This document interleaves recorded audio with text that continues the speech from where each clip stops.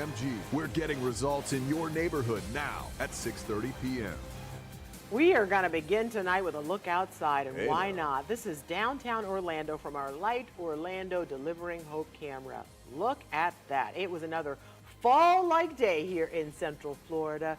Did you have your pumpkin spice latte? I had my first pumpkin spice latte No! today. Yes. Okay, good for you. Of the season. Of the season, and of the day. Good evening. This is News 6 at 6:30. Thank you so much for joining us here live on News 6 Plus. I'm Ginger Gadsden. Glad you're with us tonight. I'm Matt Austin. I'm not Justin. He is off this evening. Yeah, we want to get right over to meteorologist Michelle Morgan for the question everyone wants the answer to, Michelle. How long is this glorious weather going to stay with us? One more day. Oh my gosh. I'm sorry, but then we're going to get cooler weather as we head into November and December. But hey, you know, it's been so pleasant. I know it was so short. One more day. Yeah, so tomorrow morning we'll be starting off in the 50s once again and temperatures in the 70s, but then we're back in the 80s as we head into the weekend. But at least the dry, less humid air will hang around for some time. As we take a live look outside, gorgeous shot of downtown Orlando, 70. Look at the humidity at 56%. It's windy though. We have winds out of the northeast at 15 miles per hour, and we're going to keep the winds around as we go through the next several days. Port Canaveral, gorgeous. You can see the colors in the sky. We're looking at some clouds out in the distance, 70 degrees out in your area, winds at 18 miles per hour out of the northeast, and humidity really low as well at 63%.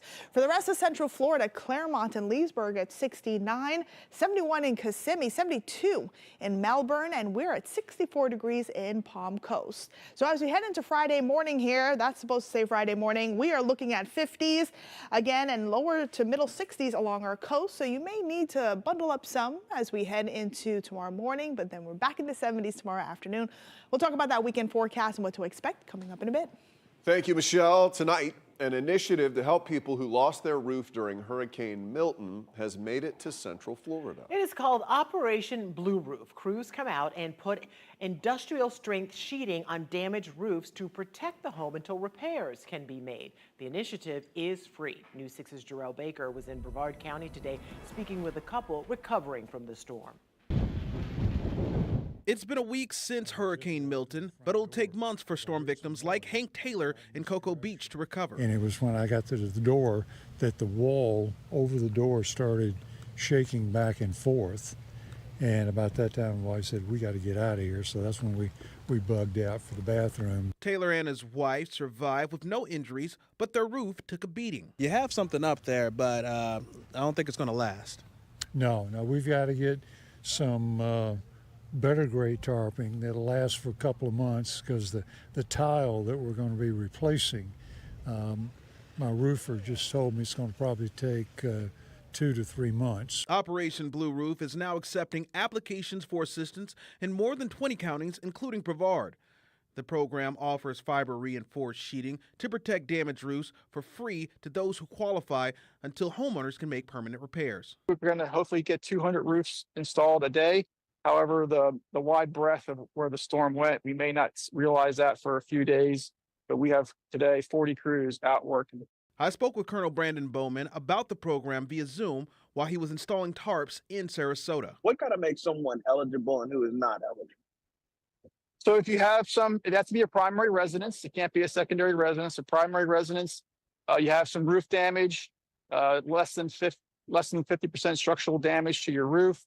All you do is go online or call in and fill out the form. We will do a virtual survey. I also informed Taylor about the program. They offer more sturdier tarps for free. Is that something that you think you probably could utilize? Yeah, if we can get something out here in a hurry, that'd be great. Operation Blue Roof is managed by the U.S. Army Corps of Engineers for FEMA. The deadline to apply for assistance is November 5th. In Brevard County, Jarrell Baker, getting results, News 6. In Results 2024 tonight, we are taking a closer look at one of the races that's going to be on your ballot this year. Aside from the race for the White House, we also have a U.S. Senate seat up for grabs, a number of U.S. House of Representatives seats, as well as seats in the state Senate and House, and of course, county and city level positions. But we want to take a closer look today at that Senate race. Senator Rick Scott is running for a second term in Congress, but he's being challenged by Democratic nominee Debbie McCarcel-Powell, who currently serves in the U.S. House of Representatives, representing parts of South Florida. News 6's Laverne McGee is looking at where both candidates stand on a couple key issues. Senator Rick Scott spent part of his afternoon in Kissimmee at a rally with Hispanic voters. I got a chance to ask him several questions that our viewers wanted to find out what his opinions are. And recently, News 6 also reached out to his challenger, Democrat Debbie Murkisel-Powell, and asked her also some of the same questions. We actually were hoping to get a sit-down interview with you. I know you've been busy, so we came here to try and talk to you about what you're doing here and tell people about what some of your platforms and issues are. One of the things in Central Florida is people are concerned about the cost of property insurance, especially after this hurricane. What can you tell us about what your plan would be to reduce the cost of homeowners insurance? First off, it's a big problem. When I was governor, we had a similar issue, and so what I did when I was governor, because it's the state decides property insurance, but I'm doing something to try to help it. What they've got to do is they've got to recruit more companies. If you want your prices to come down, you got to do two things. You got to recruit more companies, and then you've got to work with the insurance companies so they can provide a product that you can afford, the consumer can afford. So that's what's got to happen. And then they've got to make sure that there's a state catastrophic fund that helps reduce the cost of insurance. They've got to make sure it's fully funded. When I became governor, it was almost completely unfunded. When I left, it was completely funded. A few weeks ago, News 6 anchor Justin Wormwood sat down with Rick Scott's opponent, Democrat Debbie Murkisel-Powell. We have a higher rate of inflation here in Florida than we do in the rest of the country because of failed policies that began under Rick Scott when he was governor here. I mean, let's remember, I'm going to say it again, he's been in government for 14 years and really hasn't done anything to help us here in the state. The skyrocketing property insurance rate started under Rick Scott. He gave $53 million to his campaign contributors, to insurance companies that came and were able to pick the low-risk properties, then left the market and left tens of thousands of people without insurance. My mom lives with me, and I've been seeing her struggle with her health for a while now, and if it weren't for Medicare and Social Security, I don't know where she would be. I watched her work 12-hour shifts for years to be able to pay into that benefit that she now has. Rick Scott wrote a plan to eliminate Medicare and Social Security. Rick Scott wants to raise taxes on middle-class families. Laverne McGee, Getting Results, News 6.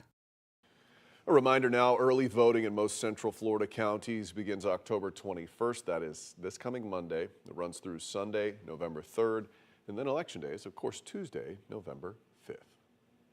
It's something we do every day, change lanes on the road. But still, car crashes happen, so how do you make sure you're doing your part to avoid them? That's what one of our viewers asked Trooper Steve. He hit the road this morning to explain.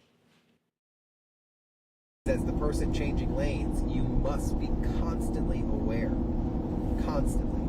And I feel like sometimes I'm asking a lot from you guys when I say, hey, I just need you to drive. And some of you are like, well, I got stuff to do. Well, okay, then don't send me questions and complain about what's happening if you're going to drive in a way that's not consistent and safe with everybody else. Now, Steve, that guy had a pretty busy morning. Take a look. Before his On Patrol stream came online, he came across a man having some car trouble. He hopped out of Results 1 and helped push the car out of the middle of the road. And one note on this, Steve had no idea that he was being recorded. Our digital content producer was about to go on and pressed record. Trooper Steve just wanted to help this guy. He just saw someone in need and just reached out, which I feel like anyone at News 6 would do that. But Absolutely. It's nice that we saw this happen, because that's what you're supposed to do for your neighbor. You notice Steve jumps in and helps out, and then another guy jumps in and helps out. That's what happens. You have to start it. You have to start it. Good stuff, All right. Steve. Let's take a look at what's trending right now on Central Florida's #1 news website, clickorlando.com. One of the creepiest roads in the U.S. is apparently in Sanford. Why not? That's according to RV Trader's list of most haunted roads in America. They say a quarter-mile stretch of the interstate approaching Lake Monroe Wayside Park is known as the Dead Zone. Hear from the Sanford-born historian and author of Weird Florida about what's been seen in the Dead Zone. Yeah, I don't know. I know you buy that stuff. You go for it. I mean, I don't want to buy it, but people see things. Yeah, okay, all right. Here's some other top stories online right now. Let's see if you're buying this. A lot of you are interested in our breakdown of an amendment that will be on your ballot this fall. Amendment 5 would provide annual adjustments to homestead exemptions. leading to savings for homeowners but shift more of the tax burden onto others. And finally, if you have a disabled parking decal, is it valid across state lines? Trooper Steve explains.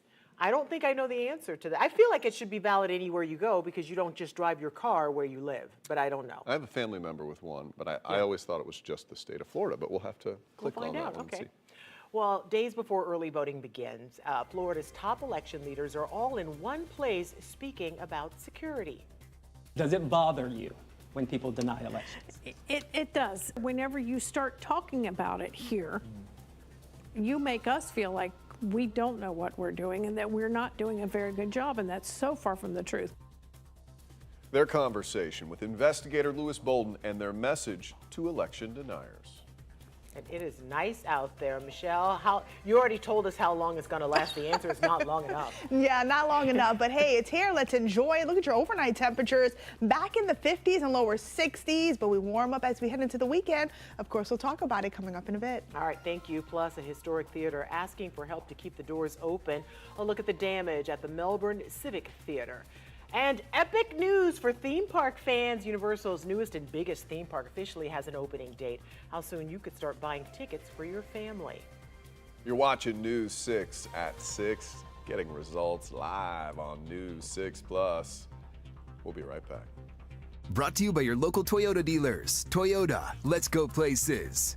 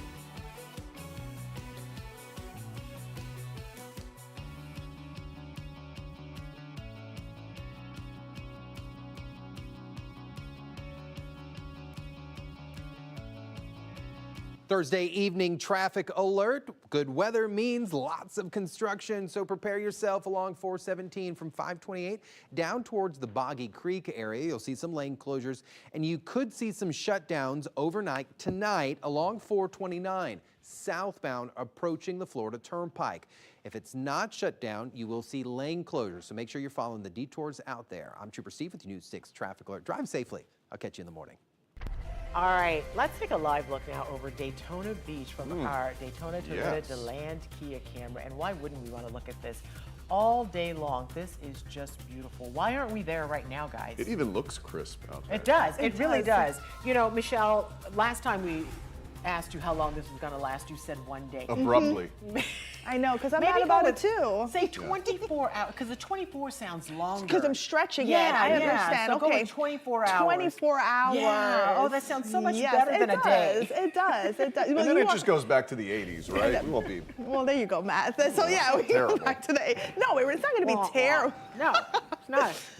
Not bad. Not bad. Yeah, so as we take a live look again, if you're now tuning in, we're looking at some rough waves because it is windy. We have been dealing with blustery conditions for the past couple of days because we had a cold front that moved through. That's what kicked up our winds. And we'll see those winds continue out of the northeast, north as we go through the next several days, just pulling in that cooler and drier air. So Daytona Beach, you're at 68, a few clouds out in the distance, winds out of the north-northeast at 18 miles per hour, and we're getting wind gusts of 26 miles per hour. Out in Maitland, look at this, not a cloud in sight. gorgeous out there. If you're heading out for a jog or about to take the dog out for a walk, it is very comfortable outside, but your temperatures slowly getting cooler here. We're in the middle 60s now in the Villages, 63 in Palm Coast, 70 in New Smyrna Beach, 69 in Claremont, and 66 degrees in Wildwood. So your hour-by-hour forecast for the rest of the evening, we'll see clear skies. If you missed the supermoon last night or this morning, you have another chance to view it tonight. Conditions will be perfect for that, and we are looking at overnight temperatures falling into the upper 50s. Now for the rest of Central Florida, check out Gainesville. You're going to see an overnight low of 48 degrees. 50 in Ocala, 54 in Wildwood, 59 out in Sanford and Kissimmee, but along our coastline, a bit mild, but still very comfortable in the lower to middle 60s. So your planning forecast for tomorrow, it's Friday. If you have any plans, the kids will definitely need a few layers tomorrow morning as they're heading out to the bus stop. They won't need it during the afternoon because temperatures are going to climb into the middle to upper 70s, but we are still looking at breezy conditions. So of course, with temperatures in the 50s, you add in a brisk breeze, it's going to feel much cooler than that. So if you are heading out to Biketoberfest this weekend, it's going to be a great weekend. We're looking at partly cloudy skies Friday, Saturday, and Sunday. Temperatures will be in the upper 70s both Friday and Saturday, and then lower 80s on Sunday with an isolated shower possible. But notice it is going to be windy all week, but at least we won't have to deal with any significant rain in the forecast to ruin the event. As you take a look at your clouds and rain forecast, looking pretty good. Now, this particular model trying to pop a few light showers. The air mass is so dry, I don't think it's going to happen. We'll just see a few clouds push in from the east and northeast, and that'll be the same setup as we head into tomorrow morning, into the afternoon hours, even into your Friday night. So here's a look at what's going on here in the tropics. I do want to show you two areas we are watching. Not a concern for Florida. This area will continue to move due west, bringing some rain, some gusty winds to the Caribbean. National Hurricane Center has placed a 20 to 30% in the next 2 to 7 days. And this messy area has a 30% chance, and models are taking it into Central America as we go through the next several days. So here's a look at your 7-day forecast. Your forecast is sponsored by Florida Lottery. 79 tomorrow, 80 degrees on Saturday.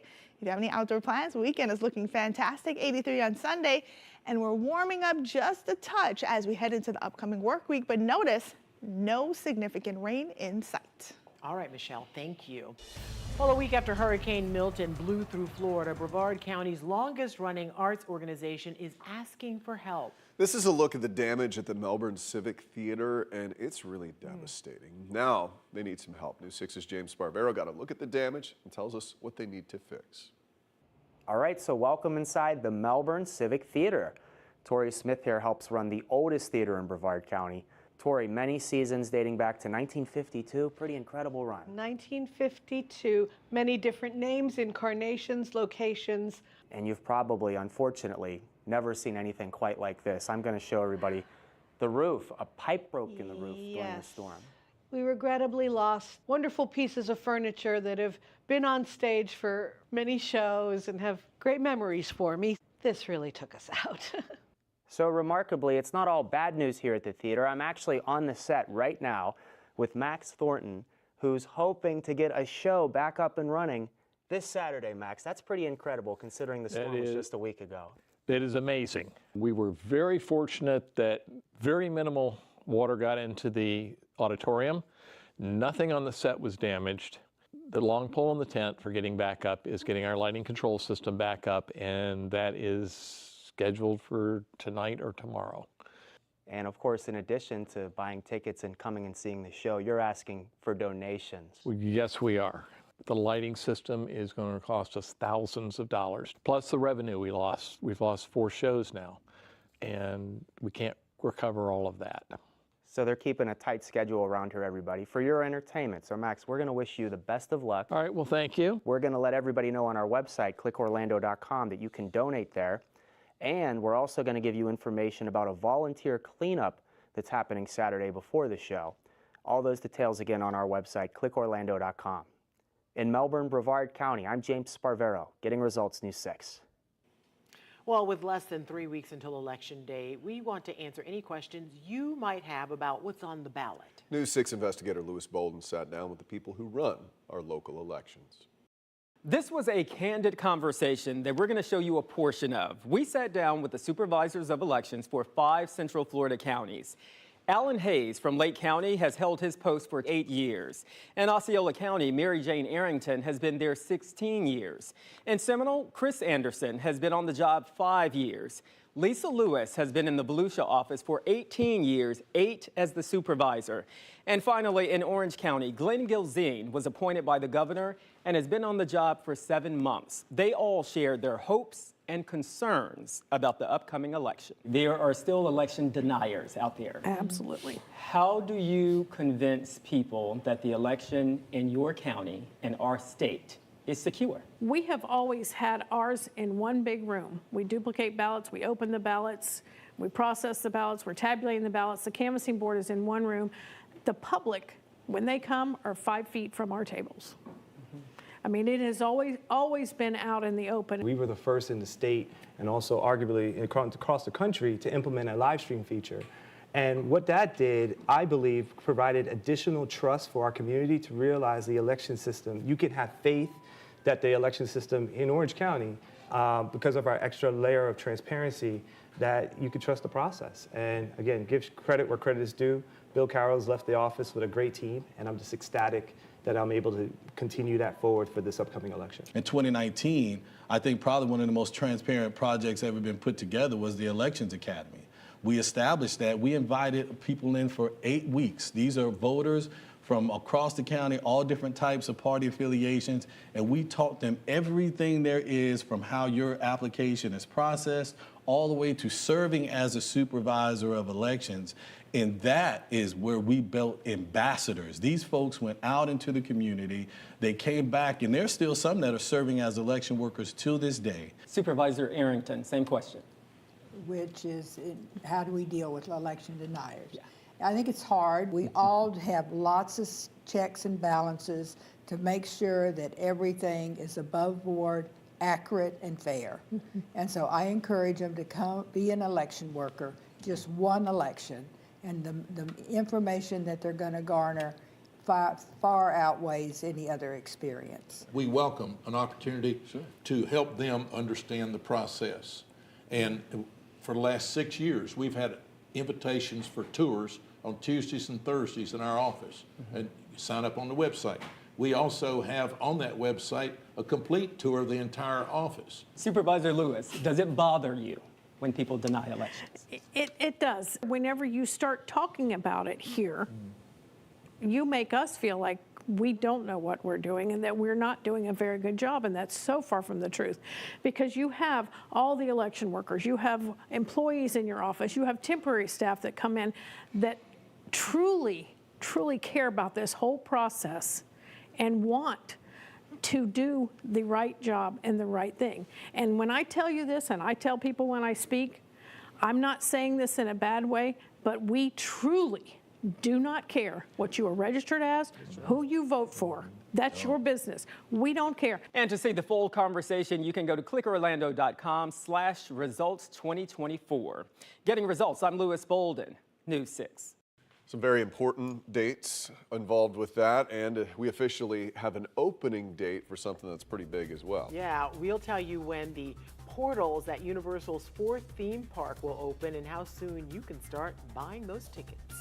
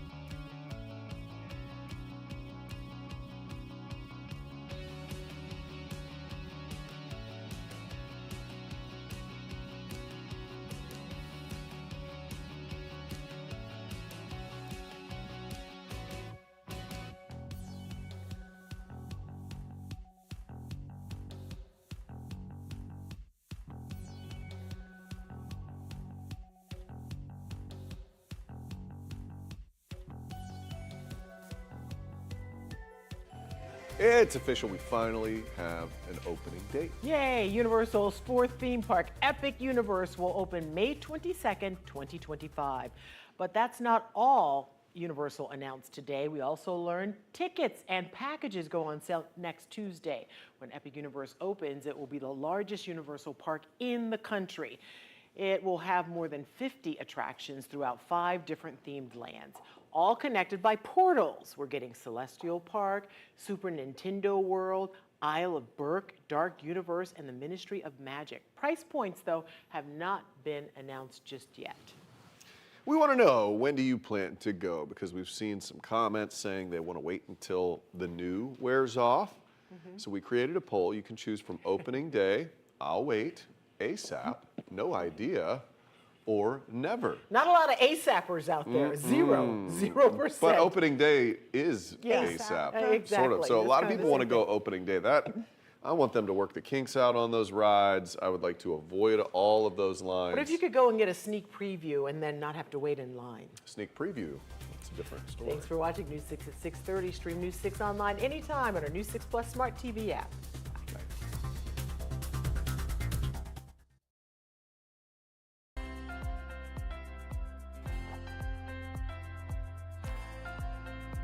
Receiving a cancer diagnosis is scary and overwhelming on its own, but for some women, it could also mean they'll never be able to carry a baby.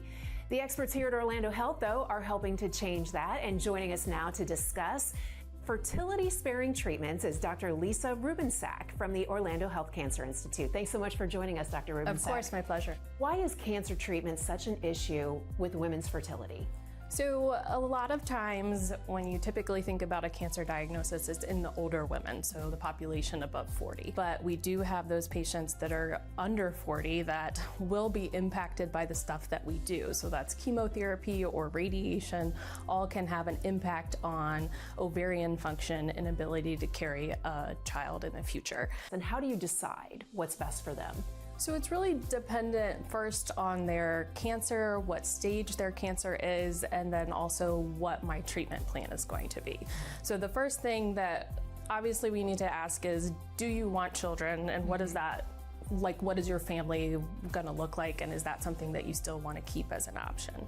And then the second thing is it even something that is okay to proceed for fertility sparing in your cancer diagnosis that will not impact your survival? So for cervical cancer, sometimes we can do less radical surgery. We're removing the tumor in the cervix while leaving the uterus and allowing that still to be a potential option in the future. If we have to do pelvic radiation, which generally will take away the function of the ovaries, another option for surgery that I perform would be moving the ovaries outside of the pelvis. So that's an ovarian transposition. And then that allows us to still do radiation with potentially less impact on the ovarian function. That's pretty incredible. That it sounds so simple, but it's a very unique approach that I bet a lot of people don't know about. And on top of that, you use the minimally invasive surgery techniques that are widespread here around Orlando Health for different types of health problems, which means that not only does she have the benefit of being cancer-free, being able to have children at some point in the future, but it's also a quicker recovery time, so she can just get back to her life. Really, robotic surgery and laparoscopic surgery has really revolutionized our cancer care. Our patients go home the same day after most of the robotic surgeries that we do. By 2 weeks, they're feeling back to kind of their normal self, and that's even in cases of a full hysterectomy. It's another reason to choose well with Orlando Health. And if you would like more information, you can visit orlandohealth.com/cancer.